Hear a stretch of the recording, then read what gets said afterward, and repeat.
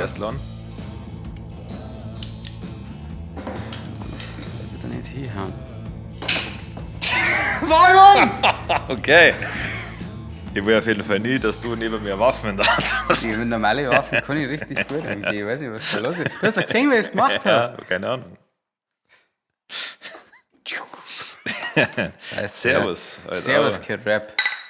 Ich freue mich jetzt wahnsinnig auf dieses Bier.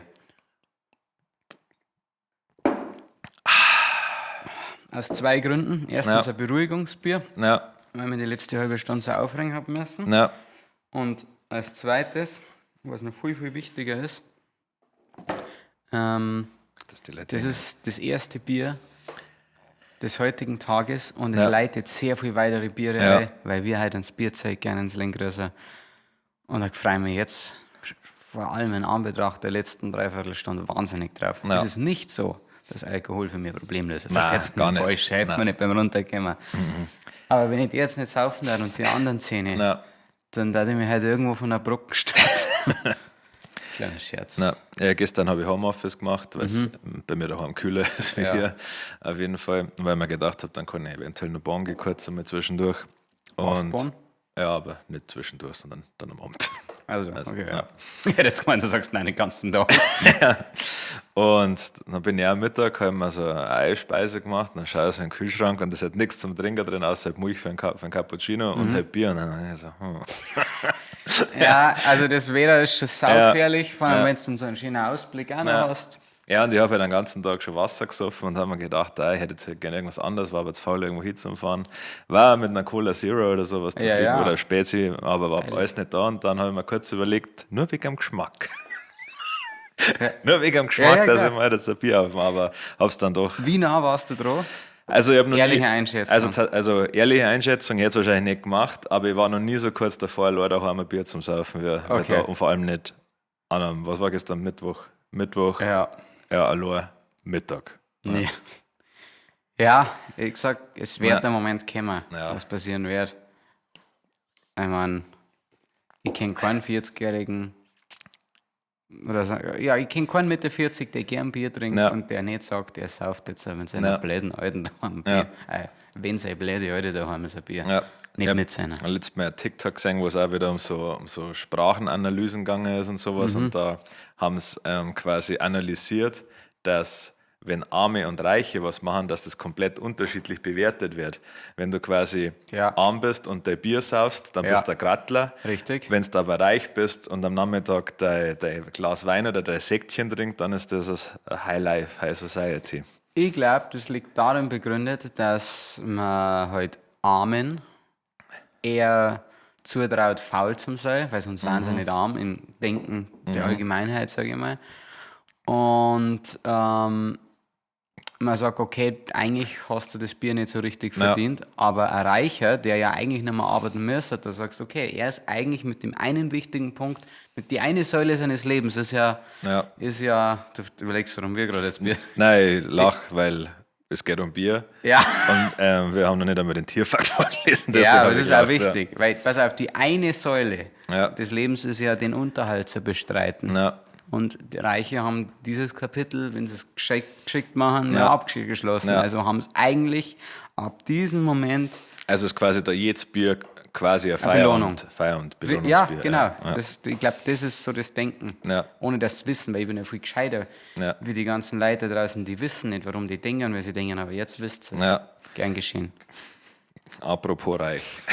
Hast du noch gewusst, dass Schneeleoparden aus dem Stand über 15 Meter weit springen können? Das glaube ich nicht. Das ist anscheinend fast so lang wie ein Bus. Also die Länge von einem Bus. Ein VW-Bus, ein Reisebus, also ich denke, ein normaler handelsüblicher Reisebus, 49 Sitzplätze. Kein Dreiachser, kein Gelenkbus, so ein normaler, der wohl so 15 Meter lang ist. Ich hätte jetzt an Ort und Stelle runtergeholt, wenn es mir die genaue Typbezeichnung des Busses noch genannt hättest. Ja, hättest du mal kennen? Ja, nein. Na, okay, gut. Technik, passt. Also es ist bei allem so, mich interessiert so technische Sachen so gar nicht. Außer Kamera-Equipment. Ja, das ist echt brutal, ja. Ich musste mich mit Tom unterhalten, das glaube ich, der hat einem langen Gespräch. Ja, erzählt mir oft. Ich meine, ich rede nicht von einem Monolog, sondern einem Dialog. Also ja, mehr doch, ja. Das ist meistens sehr ergiebig, ja. Glaube ich. Ja. Schneeleoparden, voll geil übrigens. Ja, also, schauen knuffig aus. Ich sehe das nicht, klasse. aber es sind eine kleine. Ich glaube, es ist einen schönen Mantel machen. Regt mich wahnsinnig auf, dass der Brünner ein Büdel von Schneeleoparden raussucht und dann sieht man es am Gras. Ja. Das irgendwie nervt mich das. Ja. Aber halt nervt Das ist ein Grasleopard. Ja. Naja. Wo gibt es denn bitte Gras, wo Schneeleoparden sind? In meiner Vorstellung sind die genau da, wo Eisbären sind. Und hast du schon mal einen Eisbären im Gras gesehen? Nein. Also. Meistens sie gehen ums Überleben kämpfen Ja, auf einer Scholle. Ja, auf einer Scholle über und über. Also komplett dreckig. Haut und Knochen. Textens noch 40 Kilogramm. Ja. Und tiefe, sonore Sprecherstimme sagt, dieser Eisbär hat seit 6 Monaten nichts gegessen. Ja. Das Schmelzen der verkleinert sein Jagdrevier. Ja. Ich weiß es. Warum gibt es denn Tierparks? Ja, schon. Da muss man in einer eigenen Pisse suhlen können. Und die ganze Zeit immer die gleiche Strecke hin und her schwimmen. Ja, das ist nämlich ein gutes Zeichen, wenn ein Tier Kreise zieht. Ja. Am besten, wenn es so lange Kreise zieht, bis schon wirklich so kleine Furchen reingelaufen und dann weißt du, dass dem Tier richtig gut geht. Der ist in sich gekehrt. Das ist ein Denker halt. Ja, schon. Denkt den ganzen Tag, wow. Wow, das war ist echt geil. schön. Ja. Das ist, wow. Also, aber andere Bären haben es bestimmt schlechter. Ich habe nie Hunger. Ja. Was ist die Woche passiert? Ich habe hier ein paar Sachen auf meinem Zettel. Magst also, Ich glaube, das präsenteste Thema war, dass wir in Bierzeit waren. oh ja, das war geil. Da haben wir hier schon schön angefangen, kann man glaube ich so sagen. Kann man so sagen, ja. Ja, haben uns einen Durchlaufkühler eingeweiht, den wir gekriegt haben von der Firma Zitzelsberger. Keine Werbung an der Stelle, weil wir haben teuer dafür bezahlt. Hammer. Ja. Und haben Du da. sagst jetzt mal, wenn wir über den Kühler nennst du ganz explizit die Firma und dass man Zeit hat. Jedes Okay, Mal. Wirklich, okay. auch wenn wir privat reden. Ja. Aber was ist in Ordnung. Ja. Kann ich noch einmal sagen, das sind auf deine Teil. Ja. Nein, Schmarrn, ich weiß nicht, was. Der schäumt übrigens. Ja, ich glaube, das liegt am Bier. Ja, aber trotzdem haben wir da sehr lang gebraucht, das Bier auszuschenken. Aber haben es dann trotzdem getrunken. Ich glaube, schon jeder so 3, 4 halbe, oder? Wir waren ja 1,5 Stunden da. Ja. Na, und dann ist es ins Bierzeit gegangen. Inferno hat gespielt. Inferno gespielt, ja. Bekannt durch den, meiner Meinung nach, Leadsänger und Leadgitarristen Mike Inferno. Ja. Ich muss jetzt einfach droppen, der Mike heißt im echten Leben Kevin. Ich glaube, dass Michael nicht einmal sein zweiter Name ist. Ich weiß nicht, woher das Mike kommt, ich weiß warum man ihn nicht Kevin nennt. Aber ich muss auch ehrlich sagen, Kevin darf null zu ihm passen. Also er ist halt einfach kein Kevin. Findest du das Kevin? Nein, finde ich jetzt auch nicht. Klar, man hat ihn als Mike kennengelernt. Für mich ist er jetzt der Mike. Ja. Keine Angst. Was ist deine Meinung zu Deutsche oder speziell Bayern, die sich einen englischen Namen? Ja, ich finde irgendwie hat es was. Ja. Weil das ist auch, haben wir früher schon die Leute, auch wie beim Weißbier-Billy und sowas. Weil es war nicht der Joe, der Sepp, also es war nicht der Sepp, sondern es war der Joe und keine Ahnung.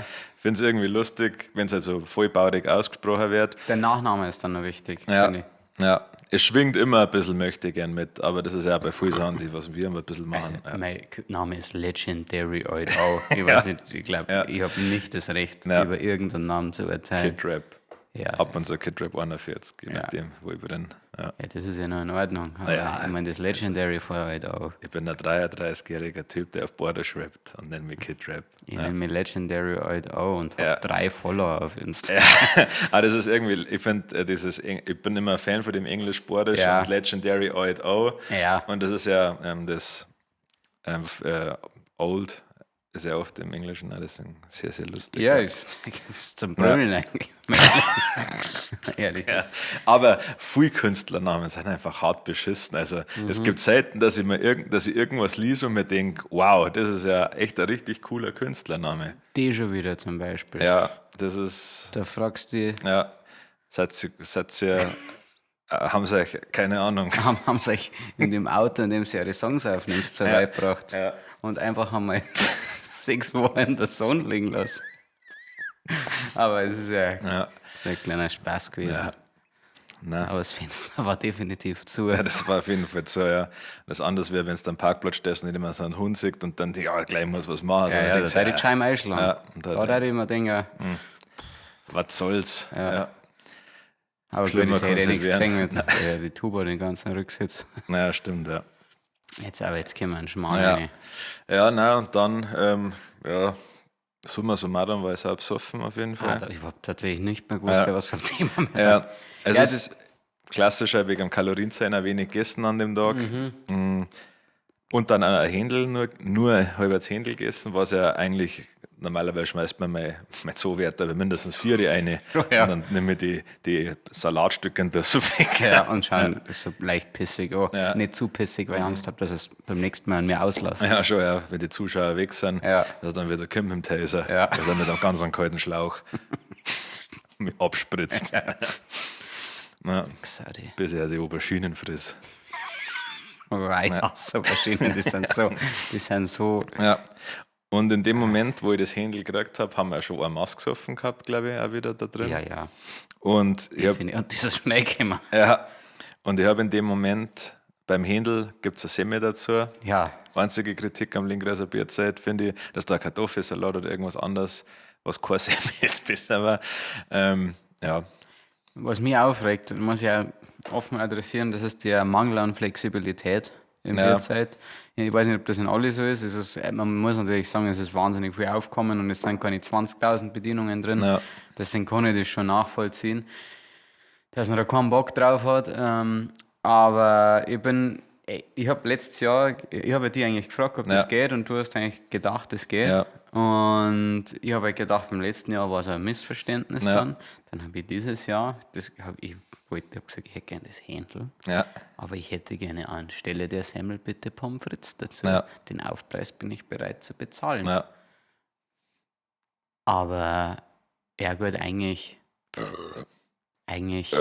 macht es schon Sinn, wenn man mal näher drüber nachdenkt, weil Semmel ist ja nicht gleichwertig wie also Pommes. Und wenn du dann sagst, okay, eigentlich, du weißt, was das Lustige ist, hätten sie jetzt, weil, damit die Geschichte zu Ende ist, dann habe ich halt mein Händel mit Semmel gekriegt und Pommes. Ja. Und jetzt, wenn ich näher drüber nachdenke, macht das schon Sinn. Weil, also preislich auf jeden Fall, ja. Ja, weil ich meine, wahrscheinlich hätte ich mich nicht aufgeregt, wenn die Semmel weg und die Pommes mit drauf. Ja, super. Aber hätten wir die Pommes natürlich berechnet, weil das habe ich auch gesagt. Ja. Also von dem her eigentlich darf ich mich gar nicht aufregen. Ja. Er hast das Semmel umsonst gekriegt. Genau, Girl Math. Ja. Jetzt habe ich schlechtes Gewissen, dass ich habe mich nicht aufgeregt, ich habe nur nachgefragt. Ja, also ich glaube, es ist immer in Restaurants nicht so eine Schwierigkeit, wenn es da gleichwertige also wenn es jetzt statt Reis Nudeln willst zum Beispiel, jetzt, wo halt die Kosten ungefähr gleich sind, aber so ein Semmel gegen Pommes ist wahrscheinlich... Ja, also... Ja, wenn man jetzt einmal den Preis auf der Speisekarte betrachtet, ja. Aber ansonsten sind die Pommes, die da sind, wahrscheinlich im Einkauf kosten wahrscheinlich 80 Cent. Ja. Und eine Semmel kostet im Einkauf 20 Cent. Ja. Aber du musst die Pommes noch frittieren. Das stimmt. Energiekosten, ich weiß halt nicht, wie es ist. Ich meine, die haben da... Also... Aber es ist, wie gesagt, ich sehe es auch. Ich weiß noch nicht, wie ich es heute machen werde. Ich bin am Überlegen, weil ich möchte meinen Fehler vom letzten Mal nicht wieder gleich machen und vielleicht nicht mehr die Schweinshaxen. Da hätte ich schon auch sehr Bock drauf, aber du hast ja gesagt, es gibt keine Sauce dazu. Ja, aber die ist trotzdem gut tatsächlich, also knusprig. Aber ja, ist halt dann irgendwann, wenn man halt, wie soll ich sagen, die wäre schneller schlecht von Fett und so, ist das vielleicht dann schwierig und vor allem ist das Ganze. Das ist heftig. Was haben wir in Österreich? Machen wir es doch so, wir nehmen eine ganze Schweinshaxen und ein halbes Händel und dann machen wir 50-50. Ich habe überlegt, weil das ist ja, was ist denn für eine Beilage bei der Schweinshaxe? Ich glaube Kartoffelsalat. Okay, das wird funktionieren, weil ich habe mir überlegt, ob ich heute ein Händel nehme und die Currywurst. Und mir das irgendwie versucht zu teilen, weil dann habe ich ein bisschen Pommes gegeben.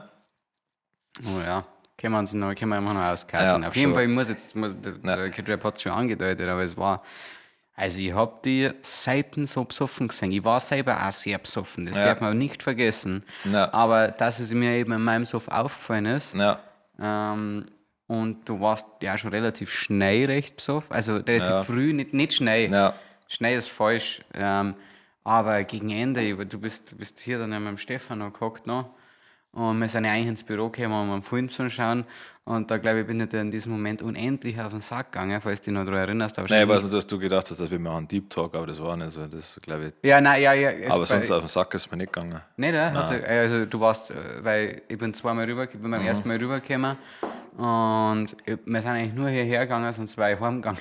Okay. Weil der Stefan hat gesagt, also wir haben darüber geredet, hier noch einen Film zu schauen. Und dann habe ich gesagt, ja, das war geil, schauen wir uns das und das an. Und dann sind wir hergegangen eben, dann bin ich gesagt, ja gut, dann schauen wir uns noch einen Film an. Und dann sind wir erst gemeinsam, glaube ich, hergeguckt. Ja. Kurz, glaube ich. Also ich bin mit dem Lotus noch da geguckt und dann mit dem Stefan noch. Wir sind am Anfang, glaube ich, okay, ich glaube, dass dir das zeigt. War nicht, jetzt pass auf, jetzt, ich habe gesagt, du siehst, die war abgesoffen. Ja. Aber waren Fabi und Niki, also du bist der... Die haben mich mitgenommen, ja. Aber die waren doch auch noch kurz da. Ich glaube schon, bin mir relativ sicher. Und da war ich auch noch da. Und auf jeden Fall bin ich dann gekommen und hab gesagt, ja, so nachdem ihr schon eine halbe Stunde oder so da wart, habe ich gesagt, ja, wegen am Film, waren jetzt ready, werden jetzt dann schauen. Und dann habe ich gesagt, ja, und Halbzeit, also nicht so, ja, okay, easy, passt. Und dann nach einer weiteren halben Stunde bin ich nochmal rübergekommen und dann habe ich schon gedacht, nicht, dass irgendwie Deep Talk ist. Und ich gesagt, ist gerade Deep Talk, oder? Nein. Nein. Und der Stefano war aus irgendeinem Grund ein gutes Stückchen nüchterner als du. Und habt euch scheinbar aber auch gut unterhalten. Und ich habe gesagt, Stefano, ich müsste jetzt nur wissen, ob wir den Film noch schauen oder nicht, weil sonst würde ich mich langsam verpissen, was in Ordnung für mich war. Ja. Dann hast du noch gesagt, ja, huckt sich halt einfach her. Sag ich, nein, da ist uns zu heimgehen. Jetzt tatsächlich, weil du machst ja im Bierzeit nichts anderes als saufen und reden. Und in dem Moment habe ich gedacht, jetzt schauen wir noch was oder wie geht's? Und so, ja, nein. Und dann hat der Stefan gesagt, also ich darf den Film schon sehr gern singen. Ehrlich gesagt, bist du mir nicht, ein bisschen können wir noch ratschen. Aber ich habe gedacht, das nervt jetzt, dass er den Stefan noch wegnimmt. Also ja, aber er ist dann rübergekommen, oder? Also, ja. Da bin ich ins Bett gegangen. Dann bist du ins Bett gegangen. Ich glaube, er ist dann relativ zeitig rübergekommen. Ja, ich weiß nicht, wann waren wir da? Also der Mike hat mich um 1 Uhr angerufen, da bin ich nicht mehr hingegangen. Ich glaube, wir waren so um 11:45 schon da. Okay, ja. Dann werde ich um 1 wahrscheinlich schon pennt haben dann. Nein, das hat länger dauert. Also, okay. Aber ich weiß es nicht mehr. Ja gut, aber wir haben an dem Tag viele Leute angerufen, am nächsten Tag auf mein Handy geschaut und da ist nicht viel passiert. Ja. Also, dass ich dann um 7 Uhr in der Früh, als mein Wecker klingelt hat, auf die Rückruftaste gekommen bin und der Mike entfernt dann angerufen hat. Ist er hingegangen? Nein, ich habe dann gleich aufgelegt. Ja. Ich bin dann um 11 Uhr noch mehr aufgewacht und dann habe ich gedacht, leck mich am Arsch, es war mir richtig schwindelig. Ja, also ich finde auch nach wie vor, dass das Festbier nochmal anders schädelt. Ja, und es gab, klar, dass ich kein normales Getränk drin gehabt, aber dann warst du dann der Weißbierbar, da warst du auch ein paar Mal dabei. Nur am Saufen die ganze Zeit. Du machst nichts anderes drin, kannst ja auch nichts anderes drin machen. Und heute wird es ja noch viel schlimmer, weil in der Theorie kannst du, wenn eine geile Band spielt, und Inferno ist ja wirklich stark, muss man einfach sagen, sehr facettenreich, wenn ich das mal so sagen darf. Ja. Da kannst du dann auch langsam mal trinken, weil du sagst, okay, du hörst jetzt Mucke. Ja. Aber heute spielt er Blasmusik, was ich absolut feiert. Aber wie feiert es? Als Begleitmusik zum Biersaufen. Ja. Also heute... Die Wackersberger, glaube ich, ziehen noch ein bisschen auf, aber schon, nicht mehr. Aber da, heute ist ein Tag der Betriebe, da ist nie so mehr gegen auf Bank-Stimmung eigentlich. Die treppen halt auch, wenn sie die Bank vom Nachbartisch nicht mehr draufstellen. Das haben wir wirklich die Langenbacher zu verdanken. Oder hast du ja am Bierzeit arbeitest du auch schon? Also das macht man bei uns im Geil eigentlich selten tatsächlich. Ja, die haben auch alle geschaut. Ja. Aber hat sich keiner aufgeregt. Ja, also ich glaube, man regt sich dann auf, wenn viel los ist, aber es ging ja am Samstag. Also jetzt auch nicht... Ja, also wenn du jetzt 10 Leute am Platz wegnimmst, dann wärst du wahrscheinlich das ist klar, oder hätte ich wirklich nicht. Wobei, ich sage jetzt, wenn ich selbst offen bin, wäre es wahrscheinlich egal gewesen. Anscheinend so einem Türsteher gesagt, dass er ein cooler Typ ist. Dann merkst du, dass du besoffen bist, weil das ist selbst wenn du dieser Meinung... Sorry, habe mich einfach gestört. Ja, und das ist lustig, weil ich habe ja gewusst, dass ich so besoffen war und erst ist mir verzeiht worden, dass ich brutal blöd dahergeredet habe, das war mir egal. Ja. Weil man gedacht, gut, das ist jetzt so. Und dann ist mir verzeiht worden, dass ich zum Türsteher, der ist ein netter Kerl, der kennt zum Franz seine Leute und so, habe ich mit den geredet und dann habe ich gedacht, das ist ein cooler Typ. Und das war mir irgendwie unangenehm. Obwohl es ja nichts Negatives ist an sich. Nein, aber ich finde so direkte Zugeständnisse macht man eigentlich eben Seiten, beziehungsweise man lässt dem anderen spüren, dass er nicht so random. Also ich mit dem Typ noch nie geredet. Okay. Ja, also vorher. Also an dem Tag hast du vorher ein bisschen mit ihm geredet? Ja, ich hab den anscheinend. Also du hast nicht nur gefunden, dass er gut ausschaut. Okay. Ja. Ja, jetzt haben wir die andere Geschichte, von demjenigen, die das Plädoyer gemacht hast. Also ja, anscheinend, ich kenne den vom Spinnradl und habe anscheinend dann gesagt, dass er mit dem Spinnradl so besser angeschaut hat. Ja. Hat er gesagt, nein, das war dann nicht so gemeint. Und dann hat er uns zum anderen geführt. Ich weiß nicht, ob wir uns geküsst haben, ich glaube nicht. Nein, ich meine jetzt den das Plädoyer gemacht hast. Also ja, das war Plädoyer gemacht. Ja, also lustig. Ja. Wir waren in Lingris und ich habe mir irgendwann einmal so angewohnt, wegen Crooks, mit dem gut, dann fahren wir halt nach Arschloch Berlin. Habe ich irgendeinen Typen random einfach gefragt. Also der war schon mit jemandem da, den ich kenne. Dann habe ich so angeschaut und du bist das Arschloch Lingris. Also ein bisschen random war. Ja. Und dann habe ich nochmal so geschaut und habe auf seinen Latz geschaut und da ist ja immer das Symbol aus dem Geibo Melsen, sage ich, auf dem Schädel steht. Das finde ich übrigens eine unglaublich lustige Aussage. Auf dem Schädel. Das ist einfach, ich weiß nicht. Ja. Ich habe massive Gedächtnislücken und das habe ich nur vom Biersaufen eigentlich selten. Ja. Aber ja. Schau dir mal, was ins Getränk getan hat. Weißt du das nicht? Ja. Weißt du das nicht? Da war der Peter und der Tom Keuls übrigens seit einer Woche einen drauf. Ich finde es auch sehr lustig, muss ich dazu sagen. Aber er findet scheinbar das ausnehmend lustig, dass du mit deinem Cowboy-Hut zu ihm ins Büro gekommen bist. Es tut mir leid, Ihnen mitteilen zu müssen, dass ich Ihre Mutter gefickt habe. Ja. Ich bedauere Ihren Verlust.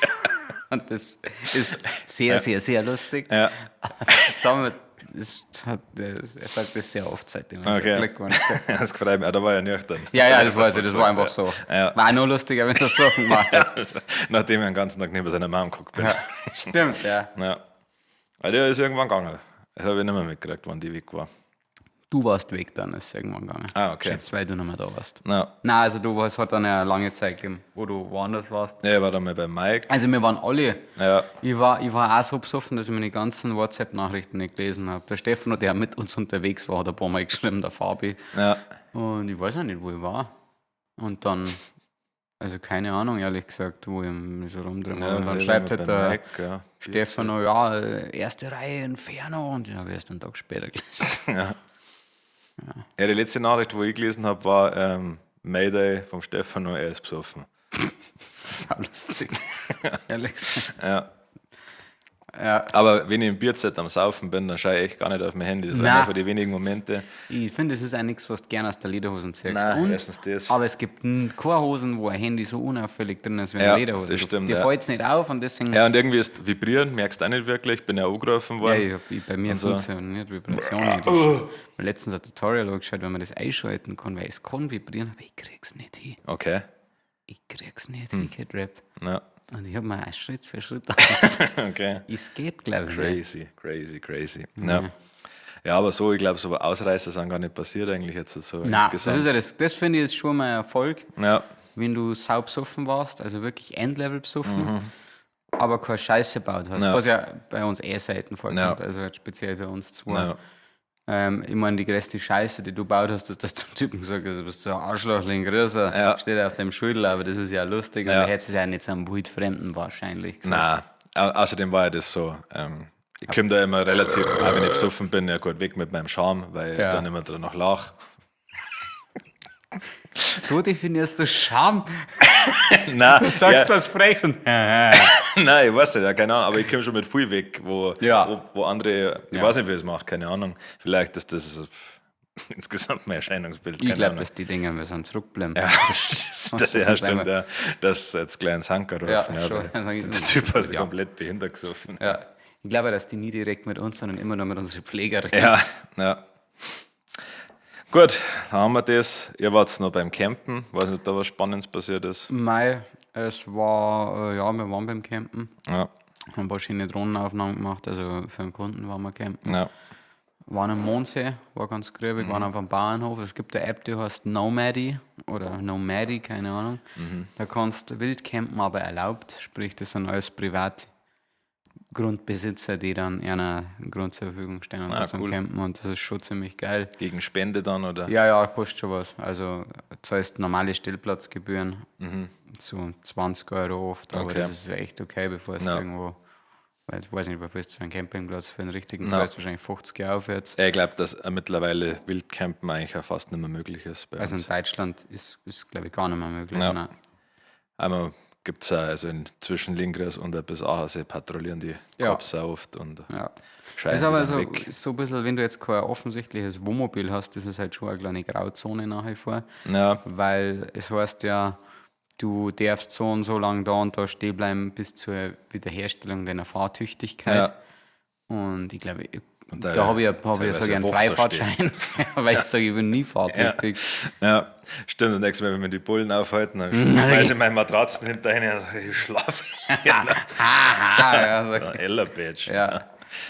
Aber das ist immer das Problem, weil, weil, was ist jetzt, wenn jetzt pass auf, ich stelle mich irgendwo hin, camp da, ein paar Spätzl, also wild, nicht auf Privatgrund logischerweise, das ist ja nochmal was anderes. Ja. Und dann saufe ich innerhalb der ersten 2-3 Stunden. 7,5. Wollte genau 7,5 sagen. Das war ja Erfahrungsschatz. Ja, klar. Ja. Und dann kann ich ja definitiv nicht mehr fahren. Kenner schon. Darf ich definitiv nicht. Ich bin nicht fahrtüchtig im Auge des Gesetzes. Nein, das nicht. Und das ist scheinbar so ein bisschen eine Grauzone, weil dann können sie irgendwie, glaube ich, trotzdem verlangen. Ja. Dann sagen sie, das war vorsätzlich. Nein, ich bin schon besoffen hergefahren. Alles gut, ich habe dann nur gemerkt, dass ich besoffen bin. Mhm. Als ich dann diesen Kinderwagen nur knapp verfehlt habe, habe ich mir gedacht, Pause. Leg dir eine halbe Stunde hin, weil dann darfst du wieder fahren. Ja, ich finde, es ist schwierig. Also ich glaube, dass es die Menschheit selber verkackt hat, dass man es nicht mehr darf, weil halt die meisten Menschen sind einfach aufhören wie absolute Arschlöcher. Ja. Habe ich ja, glaube ich, im Podcast schon erzählt, dass in Neuseeland man hat überall umsonst campen dürfen, an vielen Stellen. Ja. Und das haben sie halt komplett weg reguliert wegen die ganzen Deutschen, die wo halt alle nach Neuseeland gegangen sind und da dann campt haben, und die haben gesagt, es war brutal, die haben dann auf dem Supermarkt-Parkplatz geschissen und so. Und ja, also das musst du halt einmal vorstellen. Ja, das ist halt dann natürlich, wenn die Gutmütigkeit ausgenutzt wird, und das ist ja da genauso gewesen, deswegen werden auch so viele Sachen verboten, wo dann die Einheimischen drunter leiden. Hast du gewusst, dass die Isar Rangers beim Schlauchbootfahren jetzt teilweise Alkoholkontrollen machen? Wo ist das? Quelle, vertrau mir, Bruder. Okay, aber also von wem? Von einer Bekannten von da. Okay, weil meines Wissens dürfen sie das nicht. Okay. Also Alkoholkontrollen also die ist auf freiwilliger Basis. Okay, dann können sie sich ficken. Weil Isar Ranger sind ja fast Privatpersonen, ich weiß nicht, wie man es genau nennt, aber Zivilisten, also Alkoholkontrollen dürfen nur die Polizei durchführen. Und auch dann ist also sogar wenn du im Verkehr aufgehalten wirst, ist es so, dass du verweigern kannst und dann wirst du mit aufs Revier genommen. Ja. Und bei den Isar Ranger, sage ich mal, da ist es so, da müssen sie schon dann extra Polizei rufen, müssen die so lange festhalten. Ja. Also das ist sehr schwierig an der Isar, du kommst ja auch nicht an jeder Stelle an der Isar. Sie dürfen die ja auch nicht zwingen, rechts ranzufahren, kennen sie ja gar nicht. Also heute für sehr schwierig. Ja. Also das ist nämlich einer meiner größten Concerns. Ja. Warum soll ich dann Schlauchboot fahren? Wirklich. Ja. Kein Scherz. Ja, schon. Also ich bin in meinem Leben bis ich so ab dem Zeitpunkt, wo ich Bier gesoffen habe, bin ich nie wieder nüchtern Schlauchboot gefahren und werde ich auch nie wieder nüchtern Schlauchboot fahren. Warum? Ja. Ja, kein Preis. Ganz genau, ja. Das hat mich so aufgeregt, und das ist nicht einmal ein Preis. Ein Spätzi von mir hat Jungs seinen Abschied gefeiert. Ja. Der kommt vom Chiemsee in der Nähe. Mhm. Und seine Spätzin, klar, der es organisiert hat, war ein Preis, hat er eine Rafting-Tour. Entschuldigung, für die Leute, die das jetzt gerade mit ordentlich Bass in ihrem Audi 80 hören. Hat eine Rafting-Tour, wo du dann du darfst während der Rafting-Tour nichts trinken. Ja. Hat er, und die müssen Neopren anziehen. Ja, ich weiß, ja. Hat er gebucht, und ich war ja dann auch dabei beim Jungsenabschied und gesagt, ich fahre auf keinen Fall mit. Ich habe gesagt, seitdem ich 6 bin, fahre ich diese Drecks-Isar runter. Machst du ein bisschen was in Cola? Ja, das war schon, mir geht es nicht nur darum, dass ich darf niemals bei so einer Tour mitfahren, auf so einem riesigen Schlauchboot, wo ich mich dann bespaßen lasse von jemandem, der nur gebrochen Deutsch spricht, und das sind alle diese Rafting-Führer, der mir mein Isar zeigt. Nein, aber ich kann da nicht saufen und also das ist ja wirklich... Ja, man kommt sich halt extrem lächerlich vor. Klar, sagen wir jetzt, bis unser Schädel an einem Felsen zersplittert, das wird passieren. Dann kriege ich es immer mit, weil ich so rabendicht bin. Ja, schon. Das ist ein perfekter Tod für mich. Ja, schon. Du kannst nichts sagen. Ja. Aber haben sie dann im Nachhinein gesagt, ja, war okay. Ja, es macht ja, also die Fahrt an sich macht ja so Spaß mit dieser, aber ja, Spaß macht aber alle Stunde raus zum Fahren oder alle halbe Stunde und sie da komplett behindert zum Saufen. Das ist lustig. Ja. Wo ich mitgehe, ist keine Flaschen mitnehmen, sage ich, okay, wenn es kann ich ein Boot immer mal umkippen. Also das mache ich ja dann. Also, aber ich muss auch dazu sagen, dass ich im Zuge meiner Schlauchbootkarriere vielleicht, und die dauert lang 2 Flaschen verloren habe.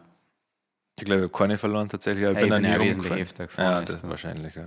Also das ist wirklich so ein typisches, wenn es das war. Also einmal eben einfach aus der Hand gefallen und das andere Mal wollte ich Wasser holen und dann ist weggeflitscht. Und ich habe es einfach mal wieder versucht, natürlich zum Kriegen, weil ich das hasse. Aber deswegen macht das Flaschenverbot sich komplett ein, nämlich schon Ramadosen mit. Ja, und dann... Tschüss, die Besteck. Ja, und so eine Dosen, die ist ja in 500 bis 600 Jahren weg. Ja, klar. Dann ist die weg. Oder ja, bauen sie vielleicht so ein Einsiedlerkrebs ein Haus draus. Ja. Die kennst du die. Ja, Thema der Woche haben wir. Ja, ganz kurz, wenn du einschätzen darfst, findest du den Podcast besser oder den von letzter Woche? Ja, auf jeden Fall den. Hast du den Kommentar drunter gelesen? Nein. Das war der knuffigste Kommentar seit langem, weil das war so treffend. Da sitzen die müden Cowboys. Die müden Krieger mit einem Wasser. Ja. Und das war so treffend, weil dieser Podcast, der war nicht... Nein. Der war nicht okay. Nein, der war sehr energielos. Sollen wir uns dann noch schnell eine holen? Ja. Ich trinke noch. Ja, dann liest das Thema der Woche vor. Noch ganz kurz, nächste Woche kommt der Schuh des Manitou, aber schon diese Woche, wenn wir uns schon des Titels bedienen, machen wir da umsonst. Gell? Umsonst. Ist ja nicht so, dass die uns einen Durchlaufkühler geben. Werbung für das Kanu des Manitou. Kommt raus. Ich habe mir ein paar Interviews angeschaut vom Bulli und ich habe mir ein Interview angeschaut und ein paar TikToks. Ja. Das Interview. Ja. Und sie haben gesagt, sie treu geblieben. Ja, also ich habe den Trailer gesehen und ich glaube auch, also der Bulli hat einmal gesagt, klar, weil er gefragt worden ist, wie er das so sieht, dass die ersten, also dass der Humor von damals, ob er den jetzt 1:1 so wiederbringen kann. Und er hat gesagt, natürlich, da er manche Sachen damals, die er damals gemacht hat, so jetzt nicht mehr machen, aber nicht, weil er es schlimm, also er bereut es trotzdem nicht, dass er damals gemacht hat, sondern weil sich halt Humor und die Gesellschaft entwickelt. Und wenn es nicht mehr neu passt, dann passt es nicht mehr neu. Ja. Er hat gesagt, er hat die ersten 3 Bulli-Paraden-Staffeln, sind nicht mehr auf dem Markt. Ah, okay. Weil er gesagt, die haben da so viel rumprobiert, ohne auf irgendjemanden. Das bedeutet, da müssen wir uns irgendwie mal holen, weil mich das schon interessiert. Ich muss jetzt nur kurz Bier nehmen. Dass wir das haben. Das ist ein Ausstellungsding, oder? Ja. Der ist für dich noch ein Schwager, Marcel? Ja, ich darf noch eins nehmen. Mein Leid, dann bleibe ich jetzt hier dabei allein mit euch. Ja. Sei was verzeihen. An diesem Samstag war ich rabendicht, das kann ich euch sagen. Sogar Bedienung hat mich gefragt, weil ich war am nächsten Tag nochmal was zum Essen, weil ich gerne in diesem Bierzelt bin. Hat mich gefragt, was ich trinken will, und ich habe nur Wasser genommen, weil ich mit dem Auto da war und einen Restdampf gehabt hat. Dann hat sogar die Bedienung mich gefragt, klangst du noch von gestern?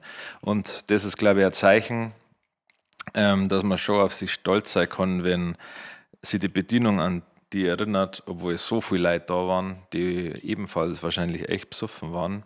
Und ja, aber gut, kann ich nichts machen. Um die Frage zu beantworten, die wo viele Leute immer haben, die wo uns dann immer fragen, hey, sauft ihr so viel, wie ihr in eure Songs sagt, dann kann man das auf jeden Fall mit einem klaren Ja beantworten. Natürlich überspitzt man da gewisse Dinge, aber im Grunde genommen ist da schon ein wahrer Kern. Das kann ich auf jeden Fall sagen. Und ja, gehört halt ein bisschen dazu, zur Kultur, zum Musikerleben. Ich glaube, wir sind mehr Musikanten für Musiker, was das Saufen-Ding angeht. Und ja, so war das dann. im Lenggräser Bierzeit. Falls ihr es heuer nicht mehr schafft, schaut es nächstes Jahr auf jeden Fall vorbei. Macht viel Spaß, ist echt ein geiles Bierzeit, für das, dass Lenggräser ein kleiner Ort ist. Die Betreiber geben sich viel Mühe und ja, Bier ist da. Es gibt jedes Getränk, das du dir vorstellen kannst. Es gibt eine Weinbar, die hat von Anfang an offen. Es gibt Bier und es gibt dann noch eine normale Bar mit Schnaps und Alkopops und Klump und Graffe. Also, ja, auf jeden Fall, ich habe einen Monolog geführt gerade. Ja, klar, mit wem soll es ein Dialog? Mit einfach geht's um also, nein, ich habe gerade nochmal gesagt, dass ich besoffen war. Und, ja. Oh. Ha!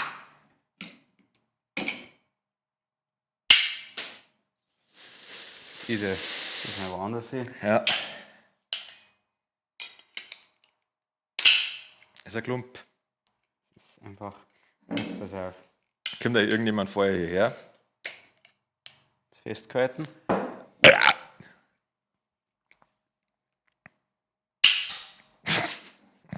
Das haut hier. Wie viel kostet das Objektiv? 800 Euro. Ja. Deswegen war es gut, wenn es hier mal schon langsam aber Plus-Mitgliedschaften hagelt. Schon, ja. Prost. Prost. Ja, da kann ich jetzt auch nichts machen. Ja.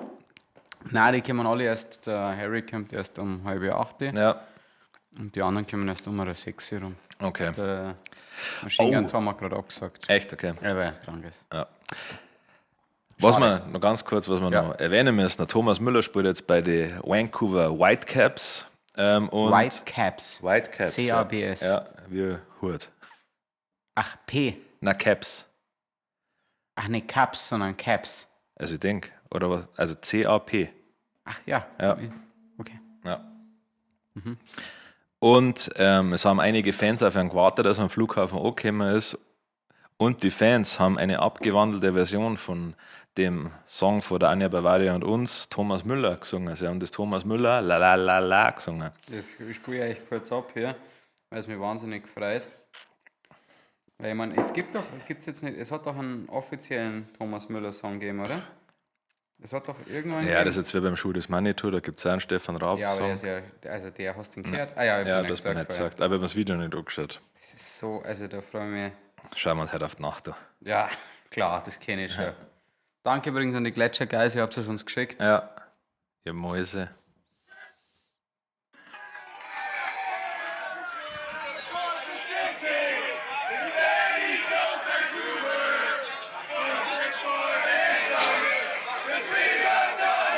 Passt auf.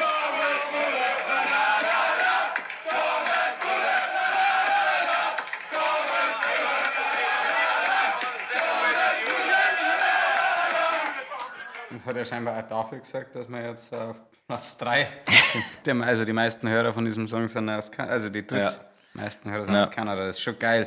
Ja gut, klar, du gibst einfach Thomas Müller, um zu schauen, was gibt's da. Ja. Jetzt ist halt, also jetzt muss er es halt irgendwie mitkriegen, aber jetzt ist es halt irrelevant. Ja.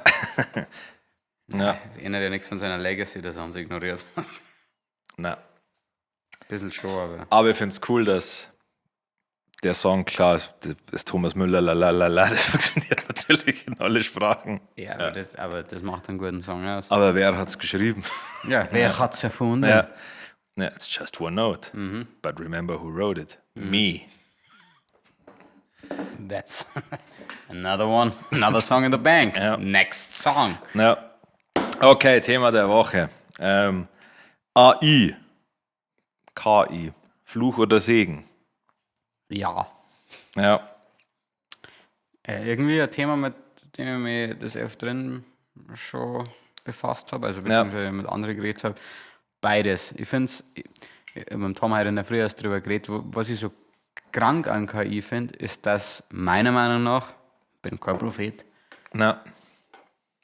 die Tatsache, was jetzt digital möglich ist, könnte meiner Meinung nach die Leute im realen Leben wieder mehr zusammenführen. Ja. Also ich glaube, dass das Real Life wieder wichtiger wird, dank der KI, weil alles, was du digital siehst, inzwischen nicht mehr glaubwürdig ist. Ja. Ich weiß nicht, was für Mechanismen in Zukunft entwickelt werden können, um KI zu entlarven. Ja. Werden wir sehen. Aber aktuell, jetzt schon ist es so, dass du ja kaum noch was trauen kannst, das das einfach digital verfügbar ist, weil die KI so geisteskrank geworden ist. Also bei den Social-Media-Plattformen muss das eigentlich angeben, wenn es KI ist. Und wer da geprüft. Ja. Aber ich glaube auch, dass jetzt wieder so Sachen wie vor allem also so Persönlichkeit wichtig wird, weil es hat jetzt schon eine Zeit lang gegeben, sage ich mal so 1-2 Jahre, wo es auch bei den Reels immer geheißen hat, der macht das so und so, macht das so und so und dann hast du vielleicht Erfolg und ich glaube, dass da, wenn man jetzt da wieder mehr Persönlichkeit reinbringt und ein Charakter ist, dass das dann wieder mehr funktioniert auf jeden Fall und wichtiger wird, also wenn du halt also jeder kann natürlich mit ein paar KI-Prompts coole Videos machen, aber ich glaube, dass das hat jetzt einen Hype. Irgendwelche Gorillas, die wo mit dir reden, die wo KI erstellt hat, aber ich glaube, dass das auch relativ schnell sich abnutzt. Gorillas. Oder Yeti war es. Die einzige Sorge, die man haben könnte, mir ist das egal, weil ich bin viel zu dumm für sowas, ich check das gar nicht, wenn was gefährlich ist. Nein, die einzige Sorge... Harry. Die einzige Sorge, die ich habe, ist, dass KI vielleicht sozial und humoristisch und alles, was Kunst, Storytelling betrifft, ein kleines bisschen wie Pornos sein kann. Also angeblich, ich habe mich nicht zu wenig mit dem Thema beschäftigt, aber scheinbar ist die Pornoindustrie und die Verfügbarkeit online für viele Sexleben eher schlecht. Weil die Leute so wahnsinnig übersättigt sind von dem, was da sehen. Ja. Und wenn jetzt die KI so viele großartige Inhalte produziert, die ja rein wissenschaftlich oder vom Algorithmus her nur darauf ausgelegt sind, die zu unterhalten, dann kann es sein, dass vielleicht dieser Teil im Gehirn irgendwann abstumpft und sagt, okay, das ist jetzt so perfekt auf alles, was ich sagen will. Und bei der Musik, ich sehe aktuell kein Szenario, in dem AI-Musik, zumindest digital, nicht die komplette Musikwelt ersetzen könnte. In der Theorie, für Leute, die nicht das Personal Brand interessiert, nicht die Leute hinter der Musik. Also Radiohörer. Genau. Dass sie eigentlich ist es schwierig, weil viele Leute finden Musik cool, ohne dass sie überhaupt wissen, wer dahinter steckt. Ja, also ich finde es...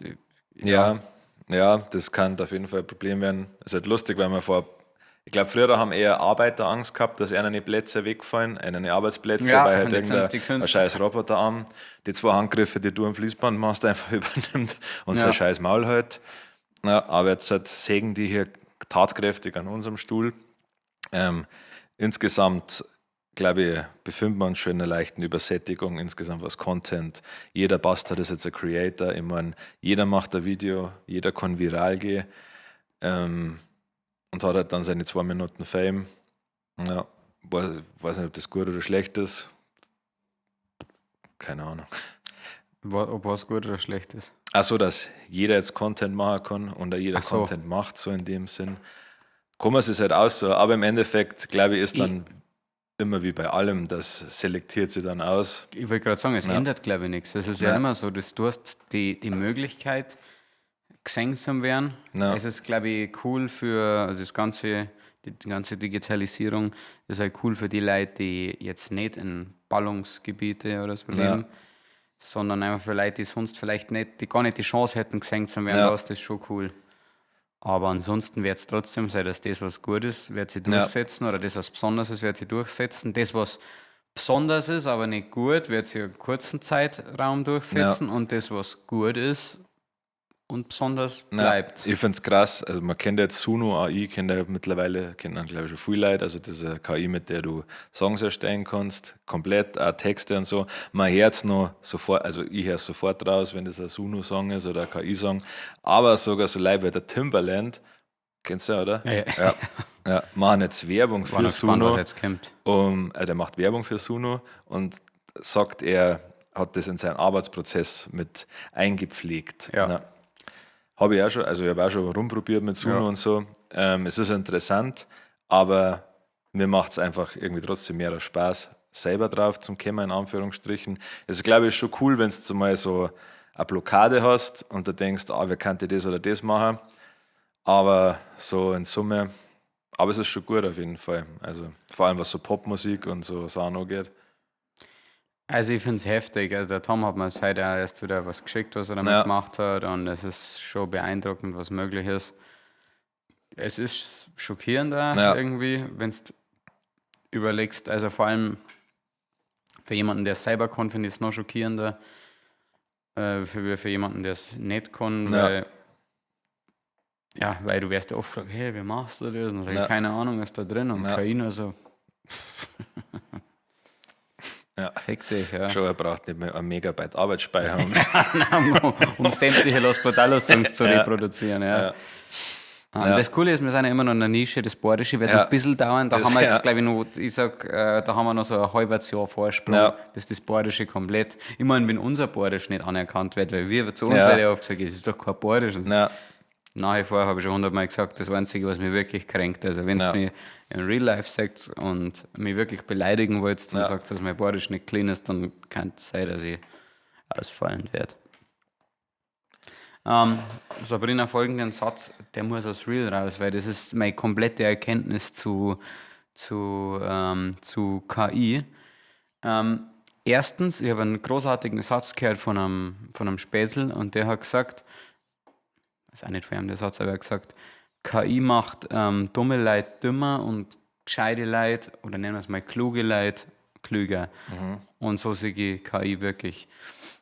Und der Punkt ist ja einfach nur, jeder, der jetzt sich gegen KI stellt und das Ganze verteufelt, vor allem in unserer Branche, oder jeder, der irgendwie was, sage ich mal, nicht handwerkliches, sondern künstlerisches, digitales erreichen will, jeder, der sich da dagegen stellt, wird faktisch untergehen. Es ist scheißegal, was du von KI hältst, ob du das gut findest oder schlecht findest. Wenn du es nicht nutzt, dann wirst du definitiv Probleme kriegen. Also das ist Fakt. Ja, du brauchst dann einfach für viele Sachen einfach viel länger, wo die andere dann abhängen. Also, das ist ja, wie wenn du halt noch Faxe verschickst, und zwar ausschließlich. Das ist halt einfach, du musst. Also, wer nicht mit der Zeit geht, der geht mit der Zeit. Gell? Und so ist es halt immer. Deswegen war ich ja schon immer ein Fan davon, dass man sich ja jüngere Leute noch ins Team hält, die wo noch andere Eindrücke haben, wie mir selber. Genau, weil ich check gar nichts mehr, was abgeht. Da muss ja jemanden anschreien können, dass der alles besser war. Außerdem denke ich immer noch, dass Sammy Deluxe der beste Rapper auf der Welt ist, auch erfolgstechnisch. Ja, definitiv. Aus dem, also vor allem, ich liebe die ganzen Memes. Zeig mir mal eine KI, die an einem Mittwochvormittag 12 Braunglasraketen vernichten kann. Schon. Ja. Mach das mal. Kann KI schon auch mal Bier brauen? Nein, ich glaube nicht. Mein Dad hat letztens gesagt, und seitdem fällt es mir auf, jetzt gerade wieder, sagt, wenn ich so ein großer Schoraumer-Fan bin, warum ich dann nicht das Etikett so hindrehe. Und das ist so eine kleine autistische Angewohnheit von mir scheinbar, weil egal wo ich bin, ich möchte immer, dass das perfekt zu mir steht. Ja, ich habe mir die 836 so tätowieren lassen, dass ich lesen kann. Also. Ja, okay, das spricht auch für dich, ja. Aber das, weiß nicht, ich fühle mich unwohl. Was auch nicht so sagen, dass der ukrainische Tätowierer jetzt halt nicht der beste Ratgeber, aber was das so geht. Ich finde es super, so ich will es auch so machen, ehrlich gesagt. Also, aber wir sind ja Narzissten. Ja, wahrscheinlich, das ist der Grund, ja. Aber an Schoraumer, wenn ihr wollt, dass wir Werbung für euer Bier machen, dann müsst ihr ein Ding nach hinten machen. Weil ich werde das immer so halten. Ich habe es zumindest beim Aufmachen so gedreht, dass man es sieht auf jeden Fall, aber die Leute wissen nicht, was wir saufen. Was soll's, gell? Ich finde es aber immer, ich freue mich, wenn Bedienung das Bier, Glasl mit dem Logo zu mir dreht, da weiß ich, oh, du hast das mal gelernt. Aber in Willibeer meinst du, oder? Weil also wo ja das Logo drauf ist. Nein, ich meine damit, wenn es jetzt ein Krug ist, ein Masskrug oder ein Bierkrug, also dann möchte ich schon direkten Zugriff haben. Nein, normalerweise, wenn du halt in einem normalen Raum bist. Ja. Was ist denn, weißt du noch, wie das Ding heißt, der Laden, wo wir damals waren, wo wir in München beim Shoppen waren mit dem Harry? Die Wirtschaft. Weil das war seit langem der beste Kellner, der uns jemals bedient hat. Der war so halb lustig, wahnsinnig aufmerksam, hat natürlich sein Ding abgespielt, aber also... Er war schnell, er hat keinen aufdringlichen Humor gehabt, sondern er hat beim Servieren hat seine kleinen Witze gemacht und hat sich dann verpisst. Genau, super. Und hat auch auf kluge Art und Weise versucht, wie es ausschaut, ob man noch was so ein bisschen Upselling machen, ob man das noch haben wollen, haben wollen. Und ich hätte es grundsätzlich für ihn gern gemacht, wenn ich nicht so oft Figur schaue. Letztes Mal war ich auch beim Bäcker und dann hat mir die Bäckereifachkraft gefragt, nicht ob ich was trinken will, sondern welches Getränk ich dazu haben will. Dann habe ich tatsächlich überlegen müssen. Und ich habe dann erst überlegt, ist das ein Menü? Ich wollte gerade sagen, es ist fast schon Irreführung, weil wenn du so gefragt wirst, dann ist es eigentlich... Dann sage ich so, eigentlich nichts. Und dann sagt sie, ja, okay. Und dann was Süßes. Und dann habe ich gesagt, ja. Und dann, aber sie hat das jetzt besser formuliert. Sie hat auch gesagt, aber dann aber was Süßes. So habe ich gesagt, großartig. Ich will einfach nur das. Ich weiß nicht mehr Geld dabei. Ja. Mein Garten ist komplett überzogen, Habibi.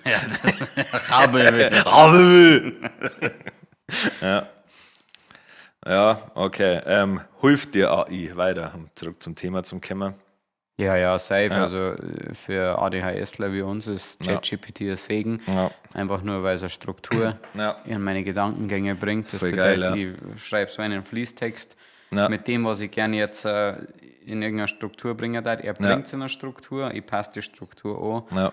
Nimmt mir wahnsinnig viel Zeit. Das ist auch bei mir ähnlich. Also ich glaube, dass meine Gedankengänge oft schwer nachzuvollziehen sind, wenn ich es jemandem so verzeihe und auch wenn ich es in Schriftform bringe.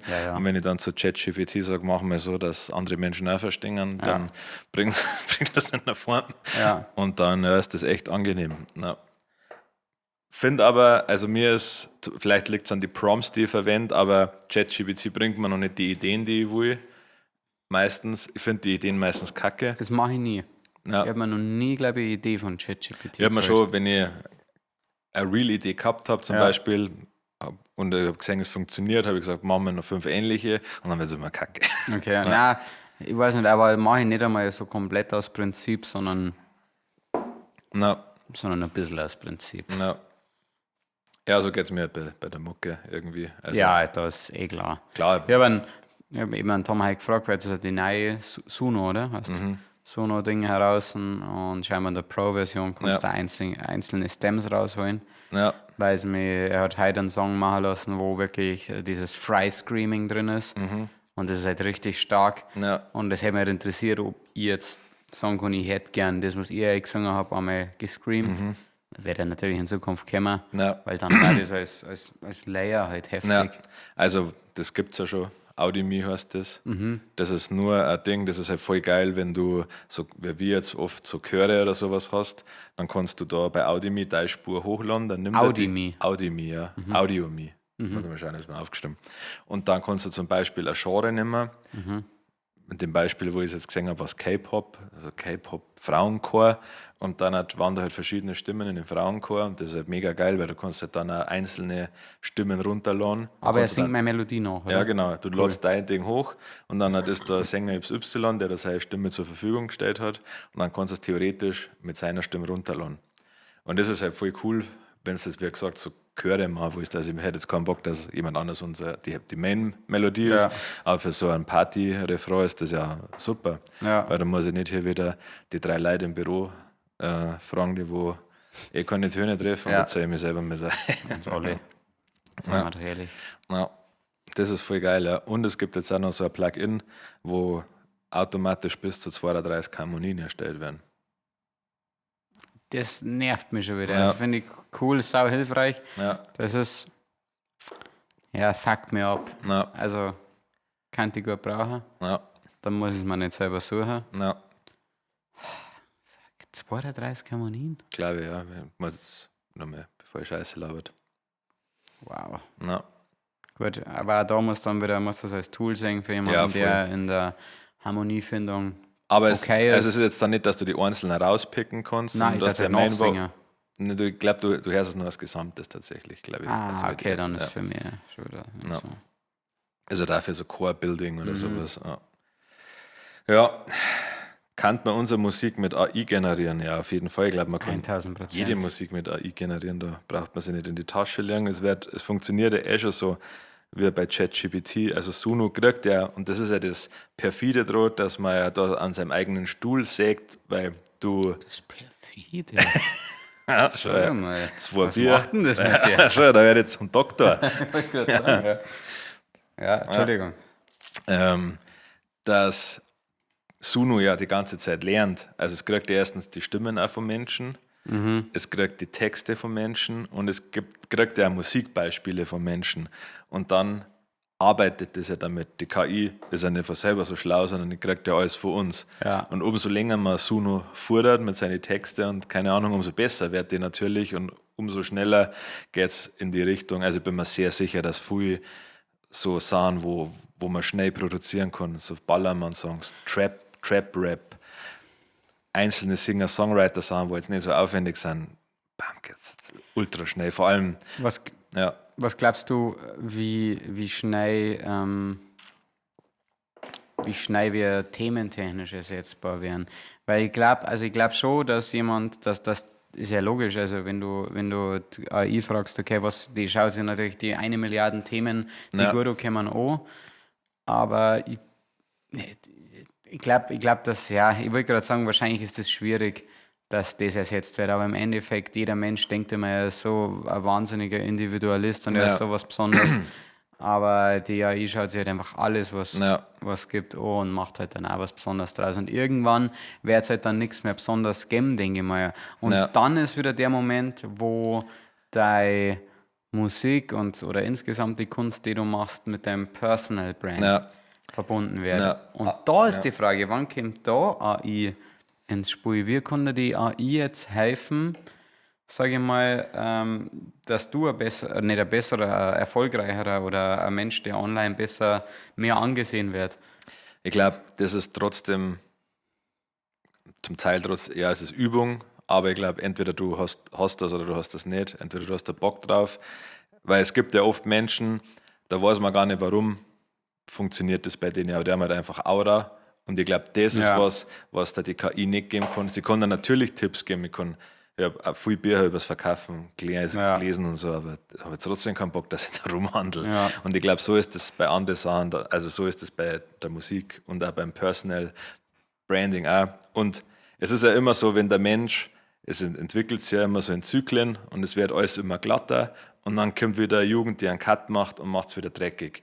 Und das hast du ja immer wieder gehabt, das hast du ja beim Deutschrap gehabt quasi, wo eigentlich alle so auf mittlerweile dann so Pop-Punk waren, so süße Musik gehört haben, dann ist Deutschrap gekommen mit diesem Agro-Berlin-Straßensound, was eine große Welle damals ausgelöst hat.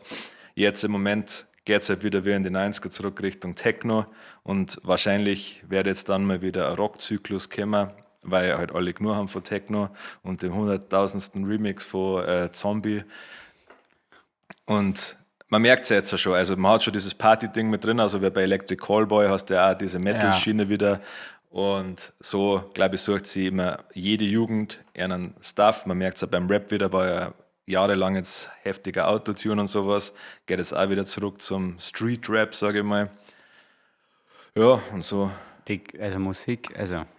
Musik ist ja auch nichts anderes wie Mode. Ja. Also das bedeutet, alles, was in Musik mal in war, was aktuell war, wird irgendwann nicht mehr aktuell sein. Dann kommen die alten Sachen wieder. Aber ich glaube, dass sie das Einzige, was geil ist, was blöd ist zur Jetztzeit, und das hat nichts mit der AI zu tun, ist, dass wahrscheinlich passiert es seitdem es Menschen gibt, dass sie Dinge immer und immer wiederholen. Ja. Aber damals hat es halt Geschichten drüber gegeben und jetzt ist alles festgehalten. Jetzt ist alles festgehalten, das bedeutet, man weiß, was war schon da und jeder sieht, okay, die haben das damals schon so gemacht. Ich finde es immer lustig, wenn ich denke immer, wir sind besonders witzig, wir sind besonders originell, wir sind besonders behindert, und dann siehst du wieder Leute von vor 30, 40 Jahren, die genau den gleichen Humor gehabt haben. Ja. Und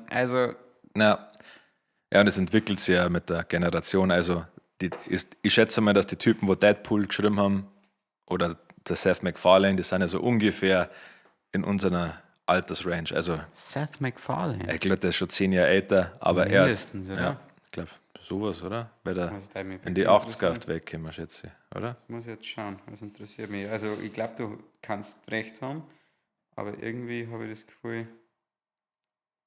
Also, ich hätte den jetzt auf 51. Oh, okay. Ich hätte ihn auf 43, 44 geschätzt. Ja, das weiß ich aber nicht mehr, was ich grundsätzlich dazu sagen wollte. Ja, und das, genau, was ich sagen wollte, dass das Problem jetzt ist, dass es sowas wie früher halt nicht mehr so bilden kann, weil, sagen wir mal, früher hast du ja entscheiden müssen zwischen 3 Genres, die wo du cool findest. Wenn es jetzt bei unseren Eltern warst, sagen wir mal, da, keine Ahnung, da hat es Rock gegeben, in 2, 3 verschiedene Richtungen, es hat Schlager gegeben und vielleicht noch, was hat es bei denen noch gegeben, keine Ahnung, Popmusik trotzdem, sage ich jetzt einmal. Die 3 Sachen, da hast du wählen können. So. Weil die Menschen, die wo es veröffentlicht haben, die Labels und das Fernsehen hat entschieden, was du siehst. Ja, und das ist halt jetzt gar nicht mehr so. Also jetzt kann man sich aus jeder Nische was picken. Ich meine, wenn du halt über japanische Mangas rappen willst, dann findest du da wahrscheinlich mindestens 20.000, 30.000 Leute, die wo das cool finden und sich das anhören, weil es einfach eine Nische ist, die wo cool ist. Ja. Wenn man auf Bayerisch über Draki rappt, findest du auch eine Nische, die jetzt wahrscheinlich früher nicht geschafft. Eine sehr große Nische. Ja. Und so haben wir jetzt die Auswahl und ich glaube, deswegen wird es vermutlich in Zukunft immer schwieriger, so Hypes zum generieren wahrscheinlich, wie es halt früher gegeben hat. Und die Musik ist halt viel weniger wert, was halt traurig ist, weil früher hat sich der Artist 2, 3 Jahre Zeit genommen, um sein Album zu machen und jetzt muss der theoretisch, um den Algorithmus zufriedenzustellen, alle 3 Wochen einen Song rausbringen, was glaube ich früher auch schon möglich gewesen war, weil ich schätze, wenn, keine Ahnung, so eine coole Band von früher, die Nena, in den Studio gegangen ist. Beatles. Also nicht so cool mit Nena, aber... Ja, die Beatles, die haben ja sicher auch 60 Songs gehabt und haben halt davon dann die 12 ihrer Meinung nach besten genommen. Ja. Und so jetzt hauen sie halt alles aus oder testen es vorher auf TikTok. Ich schätze, der Vibe, also ich finde, der Vibe ist verloren gegangen, muss man ehrlich sagen. Es ist jetzt viel mehr, es war damals durch die Labels ja schon eine Industrie einfach, die einer dann ja schon vorgegeben haben. Im Endeffekt, weil wir haben ja gesagt, wir haben keinen Bock auf ein Label, wir brauchen kein Label oder einen Manager oder sonst irgendwas. Ja. Aber genau die Labels oder die Manager sind mittlerweile die Social Media Plattformen, weil die geben vor, was musst du machen, dass wir die verbreiten. Ja. Und ich finde es dann geil, dass es immer mal wieder so Ausreißer gibt, wie es schon immer gegeben hat. Ja. Ich brauche sehr viel zum Spielen offensichtlich gerade. Es hat immer Ausreißer gegeben, die sich dann gegen das System oder gegen die Schemata gewendet haben und dann trotzdem erfolgreich waren. Ja, also ein Album ist ja auch nur so lange, wie ein Album ist, weil nicht mehr auf CD passt hat. Ja, genau. Also so war es ja bei der Schallplatte ähnlich. Das war ja nicht so, weil sie die Musiker gesagt haben, gut. Früher war es halt anders. Da haben sie halt dann gesagt, gut, auf eine CD passen, keine Ahnung, auf eine kleine Schallplatte passen, 15 Minuten müssen wir nur 2 Songs machen, haust das Instrumental drauf, damit die Leute noch Fotzen halten. Aber schau dir mal, eigentlich ist schau mal auch wieder ein Beweis dafür, dass sie alles wiederholt. Queen. Damals ist Queen ist einer der wenigen Bands, die 40 verschiedene Musikrichtungen gemacht hat. Und jedes Label hat gesagt, zieht einen Stiefel durch, den Song, ihr kennt sowas wie Bohemian Rhapsody, könnt ihr nicht rausbringen, das ist völlig strange, das hört sich kein Schwanz, hört sich diese, weiß nicht, 5 Minuten oder wie lange das dauert. Oh, und er hat gesagt, nein, das soll als Single rauskommen, das möchte er. Ich möchte das als Single, das als Single. Und das Label sagt, nein, machen wir nicht. Und ich glaube, es war das Queen, die dann, oder war das Motley Crue, wo dann es sind beides Filme, daher weiß es, beides einer meiner Lieblingsfilme, die dann zum Manager gegangen sind und der gesagt hat, du wirst sehr lange bereuen, dass du der Labelboss warst, der, ich glaube, der Queen abgelehnt hat. Das war schon Queen. Das war schon Queen, der Queen abgelehnt hat. Und das war eben die Bohemian Rhapsody Ding. Und genau das macht jetzt der Algorithmus ja mit uns auch. Weil er sagt, hey, du hast den Channel, konzentriere dich auf eins. Nur, dass der halt strikter ist. Weil jetzt sagt es die Leute halt einfach. Überlass die Leute nicht. Ja, du hast ja zwei Möglichkeiten. Entweder du machst das Internet-Game ein bisschen mit oder du versuchst es halt live zu machen. Oder du versuchst halt bei beiden zu funktionieren. Aber das Coole an der jetzigen Zeit ist ja, dass es eigentlich ein Zahlenspiel ist. Ich meine, du bringst 10 Songs raus und ich schätze, wenn wir jetzt 10 Songs machen, uns ein bisschen Gedanken machen dazu, dann wird von den 10 Songs einer funktionieren. Okay. 2, ja. Und das heißt halt, wenn du halt ein Album machst, musst du halt hoffen, dass die Single funktioniert. Ja. Die 2 Singles, die du vorbereitet hast und so, liegt es eigentlich dann an einem selber. Klar, es macht einem auch Stress, weil man ist ja nie zufrieden mit dem, was man hat, zumindest so meiner Erfahrung, sondern denkst du dann jedes Mal, fuck, ich will mich selber überbieten und warum funktioniert das jetzt nicht so gut wie das Ding davor, obwohl ja eigentlich das schon wieder 1000-mal besser funktioniert wie das, was man 8 Jahre davor gemacht hat. Ja. Na, von dem, ja.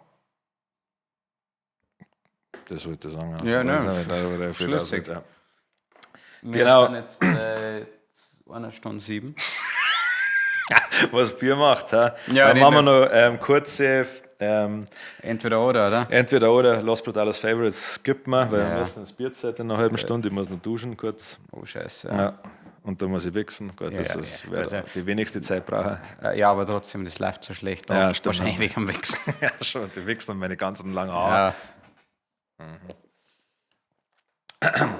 Wer wird ihr lieber Special? Ihr wacht morgen im Körper eines anderen auf. Und wir müssen uns entscheiden. Ach, wer wird ihr lieber Special? Okay, jetzt. Okay. In wessen Körper da die lieber aufwachen? Ja, genau. Stefan Raab oder Bulli Herbig? Bulli Herbig. Bulli Herbig, auch sofort, ja. Alice Weidel oder Markus Söder? Markus Söder, weil er Markus Mann Söder, ist. ja. Schon, ja. Insgesamt. Ja, gut, ja, stimmt.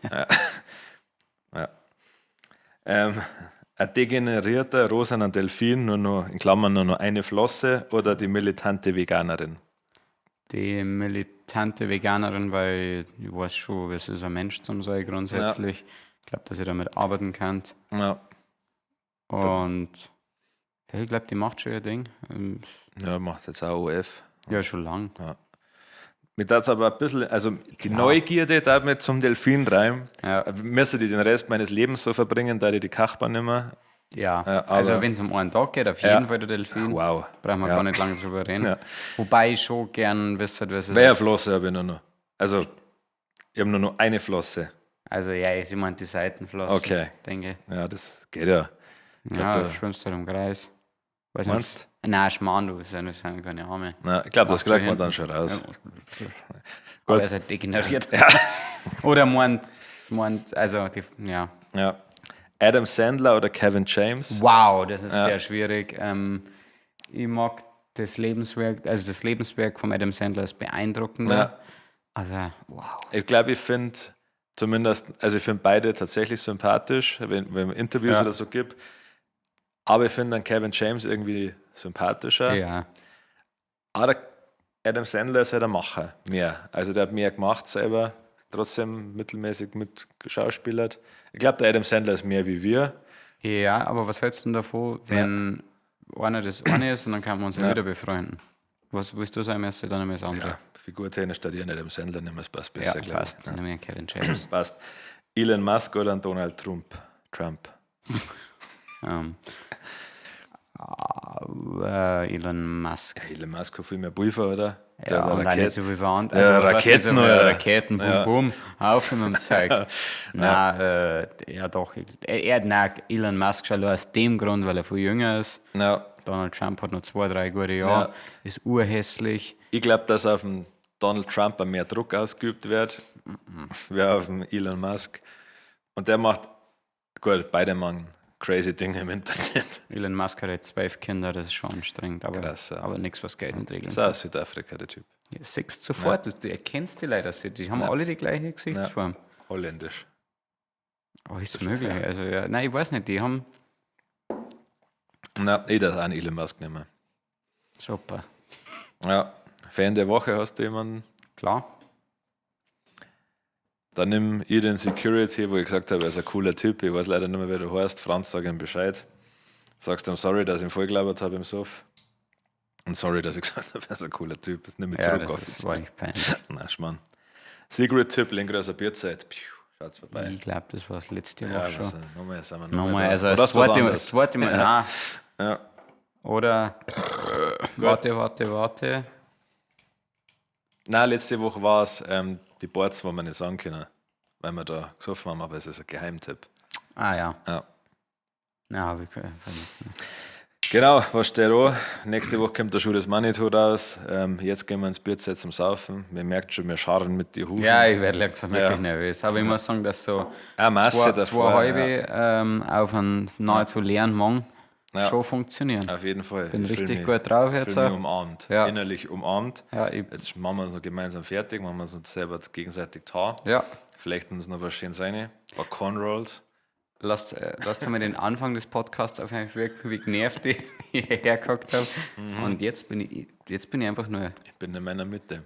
Als hätte ich den ganzen Podcast mit so einem kleinen Recher diesen Zen-Scheiß gemacht. Ja, du richtig. Weißt, was ich meine? Ich fühle mich gerade so, als hätte mich einfach die ganze Zeit als hätte mich dieser junge Mann hier die ganze Zeit gestreichelt. Naja, also war ich mitten auf einem eiskalten Feld in Alaska und jemand war gekommen und hat eine warme Decke um mich gelegt.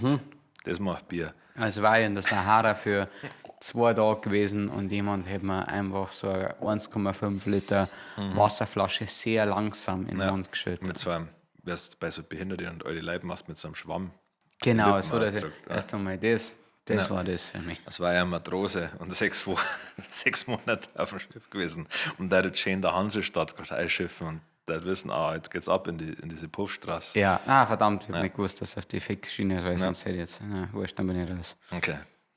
Na dann, in diesem Sinne, weil so sagen das, also wenn du über 30 bist, dann musst du in diesem Sinne sagen, wenn du einen Satz beendest. No. Eigentlich über 40. No. Hat die letzten Worte wie immer der wunderbare Harry.